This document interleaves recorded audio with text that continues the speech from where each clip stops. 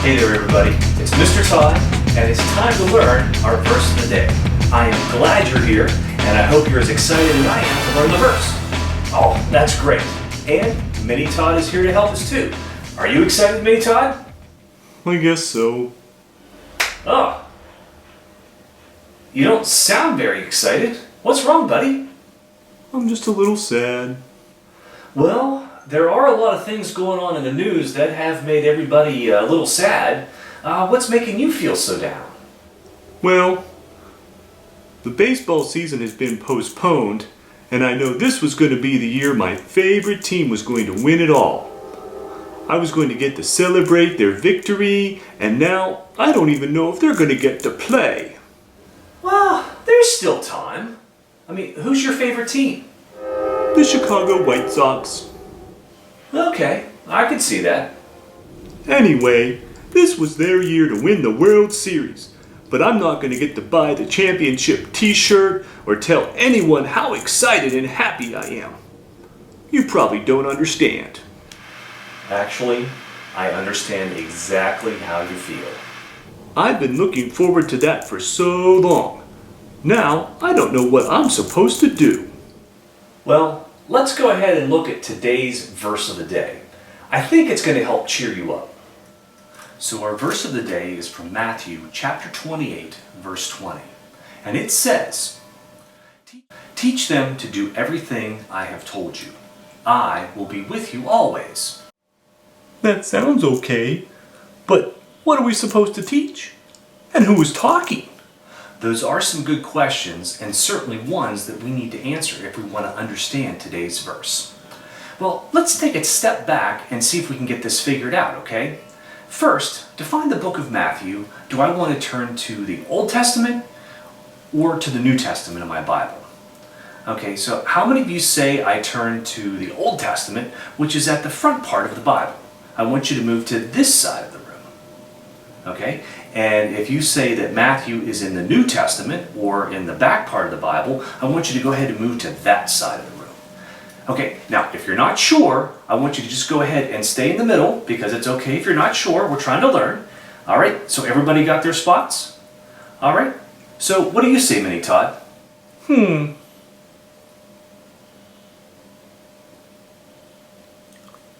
going to go with the New Testament. And the New Testament is correct. Good job. Okay, so Matthew is the first book of the New Testament, and we've given the first 4 books of the New Testament a special name when we talk about them together. Do you know what we call the books of Matthew, Mark, Luke, and John?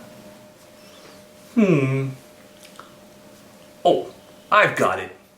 The Gospels. That's right, the Gospels. You guys are good. Okay, now here's one that's a little bit harder. Do you know what the word gospel means? That is a toughie. Can you guys help me out? Okay. It means good news. Excellent. All of you are 3 for 3. So if our verse of the day is from the book of Matthew, which is one of the Gospels, and we know the Gospels tell us some really good news, what do you think we should be telling others? Well, Matthew and Mark and Luke and John tell us all about Jesus when he was here on earth. I guess we're supposed to tell others about Jesus, everything he taught and everything he did. Correct. And especially everything he did for us. Jesus knew the only way to save us was to die for us on the cross. And then he rose again so that we could live with him forever. That's what we're getting ready to celebrate in a few weeks at Easter. I'd say that's some really good news. I couldn't have said it better myself. Actually, you kind of did. Anyway, so this good news is what we're supposed to share. We still have one question yet that we have to answer though. Who gave us this command? Well, it's from the book of Matthew, so I guess Matthew said it. That's almost right. See, Matthew wrote it down, but he was recording the words of Jesus. In fact, these were some of the final words Jesus had for his disciples before he went back up into heaven. He wanted his disciples to go into all the world and teach others the same things that he taught them. This was Jesus' command for his disciples back in Bible times, and it's his command for us today. Even if the White Sox don't get to play any baseball, or any other time I'm feeling sad, I still have good news to share with everyone I meet. The good news of Jesus. Yep. And there's some more encouragement at the end of the verse. The whole thing says, "Teach them to do everything I have told you. I will be with you always." Even if we're not sure what to say or how to say it, Jesus is with us and will always help us when we tell others about him. That's exactly what we read about in our Bible lesson today. Philip had a chance to tell a stranger about Jesus, and then that stranger decided to follow Jesus too. Wow, that sounds like a really cool story. Where do I find it? Well, that story is from Acts chapter 8. But before you read it, we have one more thing to do. I almost forgot. It's time for everyone to stand up so we can do the verse. Okay, you heard Mini Todd. Let's get up on your feet and we'll do today's verse just like this. Okay, we're going to start off with the reference just like this. Matthew 2:8-20. Okay, everybody got that? It's Matthew 2:8-20. All right, here we go. Teach them. And what we're going to do is we're going to use this sign because we kind of bring our hands together and it's like we're trying to grab all the stuff that's inside our brain and share it with others, because that's what you do when you're teaching, is you're sharing your knowledge with someone else. So it's teach them To do. everything.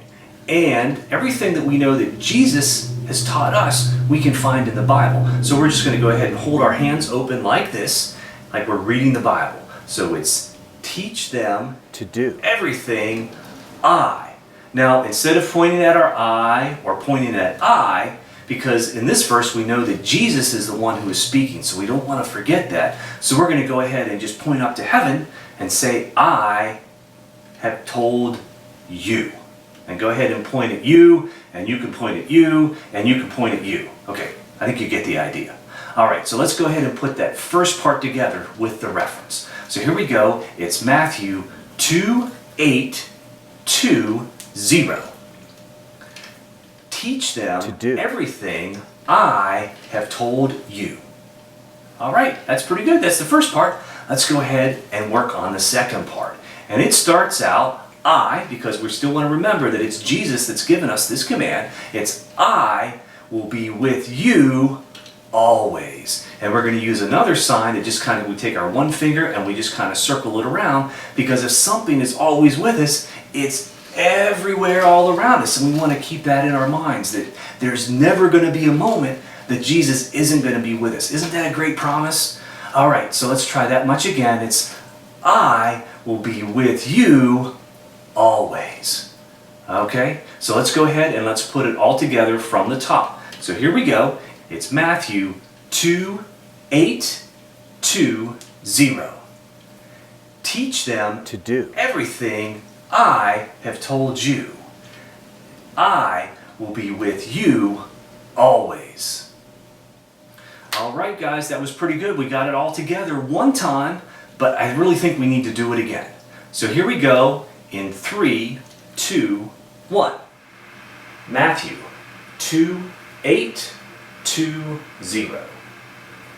Teach them to do everything I have told you, and I will be with you always. That was pretty good. I think they need to do it one more time. You know, Mini Todd, you are correct. Let's do this one more time.